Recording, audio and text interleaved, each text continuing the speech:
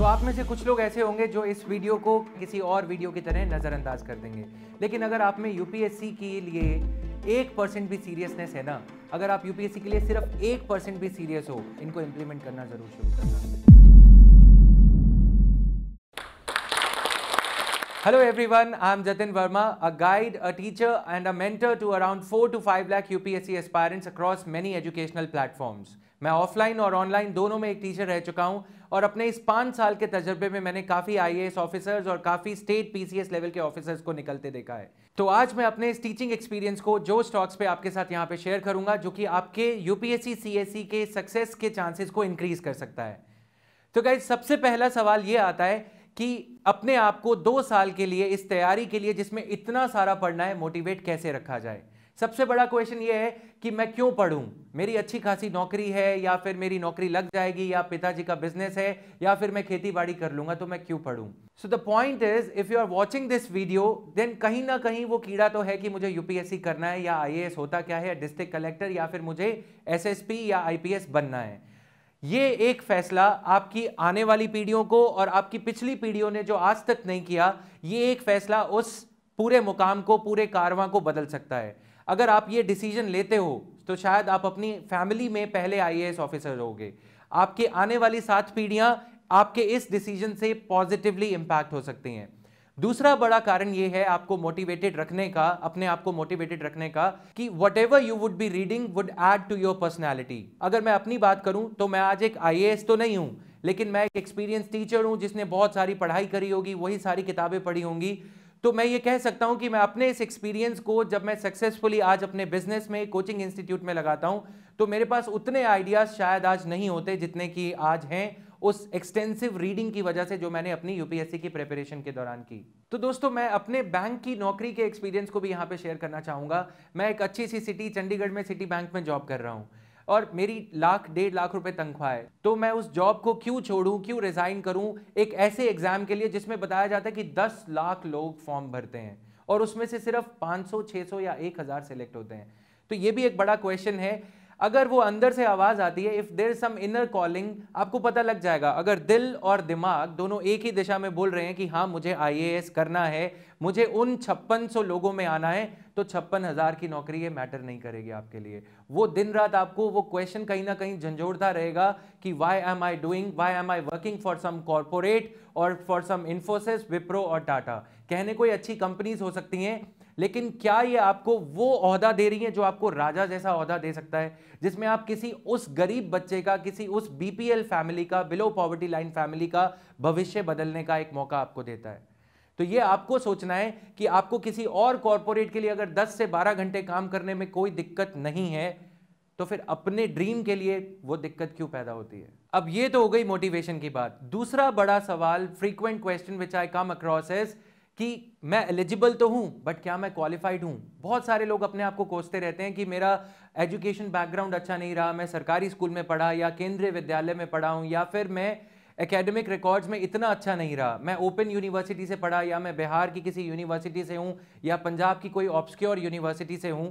तो मेरा आप लोगों को आंसर ये रहेगा कि इस एग्जाम, ये एकमात्र ऐसा एग्जाम है जिसमें कोई मिनिमम कट ऑफ मार्क्स आपको ग्रेजुएशन में नहीं चाहिए। भले ही आपके 33% है या 99% है, it hardly matters to UPSC. Why? Because they have got their own criteria to rigorously test a candidate from preliminary exam till personality test. जो भी आपने अब तक किया है ना, 10th के मैट्रिकुलेशन में अगर आपके 93% आए थे, सीबीएसई टॉपर थे, फर्क नहीं पड़ता, because the personality sitting in front of the interview board has to be better than the papers. And trust me, your certificates are at best your papers at that stage. दूसरी बात ये आती है कि मेरा एकेडमिक बैकग्राउंड अच्छा नहीं है, मैं अंग्रेजी में अच्छा नहीं हूं, I am not that fluent in English. तो दोस्तों, ये जो बंदा आपके सामने खड़ा है ना, इसकी भी इंग्लिश इतनी अच्छी नहीं थी। कुड और वुड के बीच में मैं भी कंफ्यूज हो जाता था, लेकिन रिगरस वो 2 साल की मेहनत आज मेरे को एक अच्छा टीचर बनाती है, अच्छा मेंटोर बनाती है और अच्छा मोटिवेटर बनाती है। तो आज अगर आप ये ठान लो कि आज से 1 से 1.5 या 2 साल आप समाज से कट ऑफ होने के लिए रेडी हो, अपनी तैयारी के लिए, अपनी प्रिपरेशन के लिए, अपने आप को ऊपर उठाने के लिए समाज से कट ऑफ होने के लिए रेडी हो, तो yes, you are cut off for this examination. तो चलो मान लिया कि मैंने तुम्हें एहसास करवा दिया कि हाँ तुम एलिजिबल हो और क्वालिफाइड भी हो। अब अगला स्टेप क्या है? क्या मुझे कोचिंग करनी चाहिए? कौन कौन सी बुक्स हैं जो एसेंशियल हैं और कितनी बुक्स पढ़नी पड़ेंगी? तो गाइज सबसे बड़ा सवाल यह है कि कोचिंग करनी चाहिए। अगर तो जेब में पैसे हैं तो दिक्कत होती रहेगी कि हाँ यार कोचिंग कर लेता हूँ, मैं दिल्ली चला जाता हूँ, या मेरे टाउन में एक बहुत अच्छा इंस्टीट्यूट खुला है, या फिर ऑनलाइन एजुकेशन है। आपको ये देखना है कि जो इंस्टीट्यूट में पढ़ाया जा रहा है क्या आप खुद नहीं पढ़ सकते।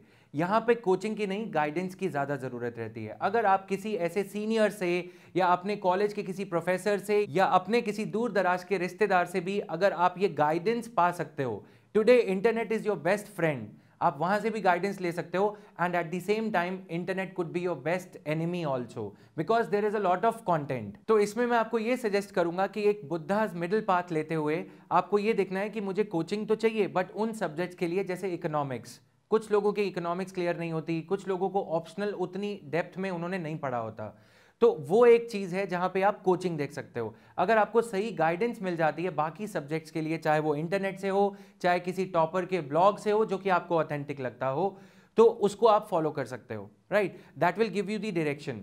और अगर मेरे को कुछ ऐसी 3 चीजें बतानी हो जो आपको गाइड करेंगी, जो आपकी टेबल पे हमेशा रहनी चाहिए, स्टडी टेबल पे, वो है एक तो प्रीलिम्स का प्रीवियस ईयर क्वेश्चन बैंक, जिसमें सेक्शन वाइज आपको क्वेश्चंस दे रखे हो। दूसरा मेंस का section wise question bank. And तीसरा जो आपकी टिप्स पे होना चाहिए वो है यूपीएससी सीएसई का सिलेबस।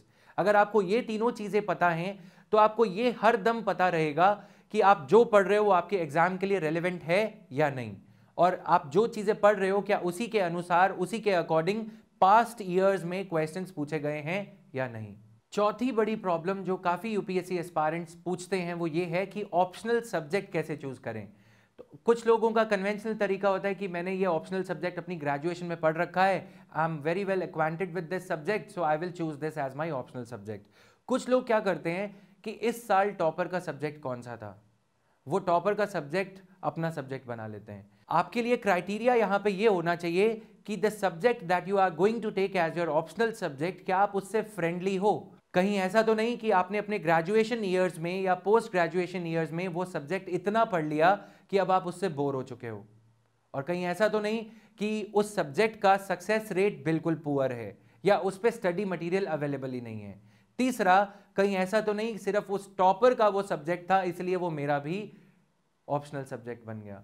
आपको सिर्फ ये देखना है कि किसी ऐसे सब्जेक्ट को आपको चूज करना है जिससे आपको जेन्युइन प्यार है, प्लस सक्सेस रेट भी थोड़ा सा होना चाहिए। अदरवाइज सब्जेक्ट से प्यार तो है, फिलोसोफर बन जाओगे उसमें, लेकिन प्रॉब्लम फिर ये आ जाएगी कि आईएएस बनने में दिक्कत आ जाएगी। मैं अपनी दिक्कत यदि ये बताऊं तो मैं कॉमर्स से हेल करता हूं, बीकॉम मैंने किया, फिर एमबीए एंड ऑल, लेकिन मैंने पब्लिक एडमिनिस्ट्रेशन ऑप्शनल चूज किया। काफी अच्छा ऑप्शनल है, सक्सेस रेट भी काफी अच्छा था। मैं इसमें इतनी डेप्थ में पढ़ लिया कि सेकंड एआरसी जैसी रिपोर्ट्स मैंने 12-12 दिन में खत्म करी।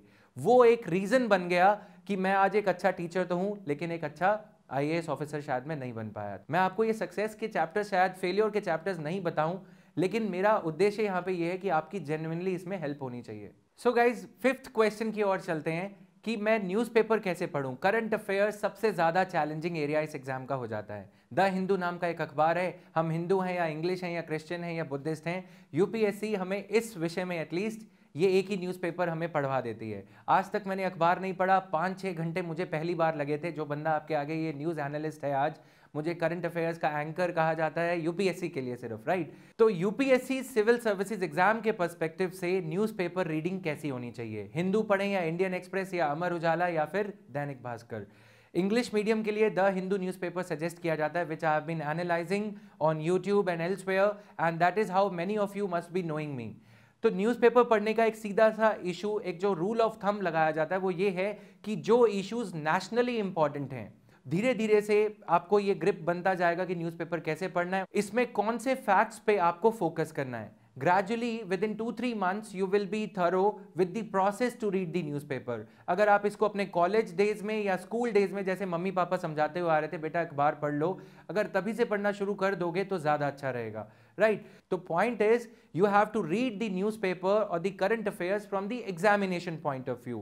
If you tend to overdo something, that would make you a good news anchor or a news analyst, but that would at the same time mar your chances at this examination. और एक बात lastly ये बताना चाहूँगा कि ज़्यादातर students क्या mistake करते हैं, जो ज़िंदगी भर नहीं पढ़े होंगे ना, वो इस मौके को अपना एक ये बना लेते हैं कि मैं अब सारा कुछ पढ़ डालूंगा, मैं कार्ल मार्क्स बन जाऊंगा या मैं आइंस्टीन बन जाऊंगा।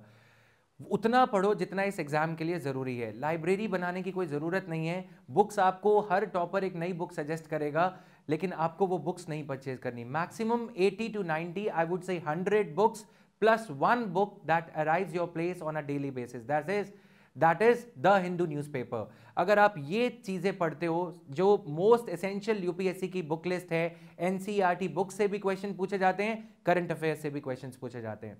जो कॉन्टेम्परेरी ट्रेंड है वो कुछ इस तरह से है कि यूपीएससी स्टैटिक पोर्शन को करंट अफेयर्स के साथ में लिंक करके पूछ रहा है। Every time you read anything, try to apply this 360 degree approach. What, when, why, how. अगर आप ये एंगल लगाते हो कि कब, क्या और कैसे और क्यों हुआ, इसका हमारी कंट्री पे क्या इंपैक्ट होगा, इसका वर्ल्ड पे क्या इंपैक्ट होगा, that is what makes you an administrator, N eligible administrator. तो आप में से कुछ लोग ऐसे होंगे जो इस वीडियो को किसी और ऑब्सक्योर वीडियो की तरह या किसी और वीडियो की तरह नज़रअंदाज कर देंगे। लेकिन अगर आप में यूपीएससी के लिए 1% भी सीरियसनेस है ना, अगर आप यूपीएससी के लिए सिर्फ 1% भी सीरियस हो, तो मैं ये उम्मीद करूंगा आपसे कि सिर्फ इन 6 पॉइंट्स को नोट करना और कोशिश करना 1, 2, 3 दिन जब दिल और दिमाग में कोऑर्डिनेशन सही बैठ जाए ना, इनको इंप्लीमेंट करना ज़रूर शुरू करना। मुझे उम्मीद है कि मैंने उन सभी पॉइंट्स को एड्रेस किया होगा जिनके लिए आप इधर उधर भटकते रहते हो या किसी और वीडियो को देखते रहते हो, और ये वीडियो आपके लिए हेल्पफुल रहेगा। Thank you.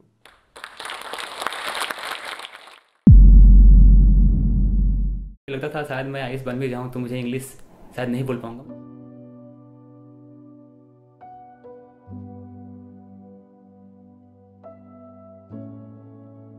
मेरा नाम तबरेज़ आलम है और मैं बिहार से बिलोंग करता हूँ। मैंने जो भी मेरा एजुकेशन मैंने बिहार से हिंदी मीडियम में मैंने प्राप्त की और लास्ट ईयर मैंने अपना ग्रेजुएशन कंप्लीट किया है। प्रेजेंटली मैं दिल्ली में रह रहा हूँ और यूपीएससी का प्रिपरेशन कर रहा हूँ।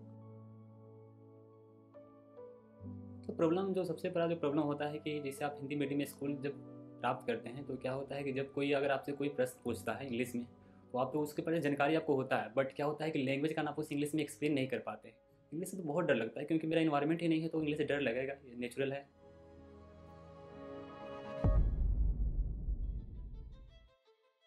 मैंने जोश स्किल एप्लीकेशन के बारे में मैंने सुना, तो मैंने जिस स्किल के बारे में सुना और जाकर उसे इंस्टॉल भी किया था और मैंने उसकी जो भी प्रोसेस है मैंने उसे जाना और इंग्लिश स्पीकिंग कोर्स के लिए मैंने क्लास स्टार्ट कर दिया।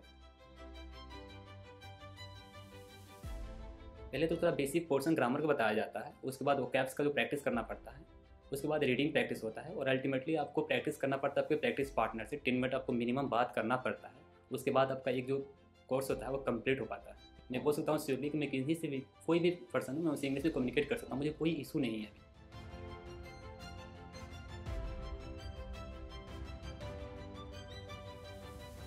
सो जोश स्किल ने काफ़ी हेल्प किया मेरी कम्युनिकेशन स्किल को इम्प्रूव करने में। So that why today I am here.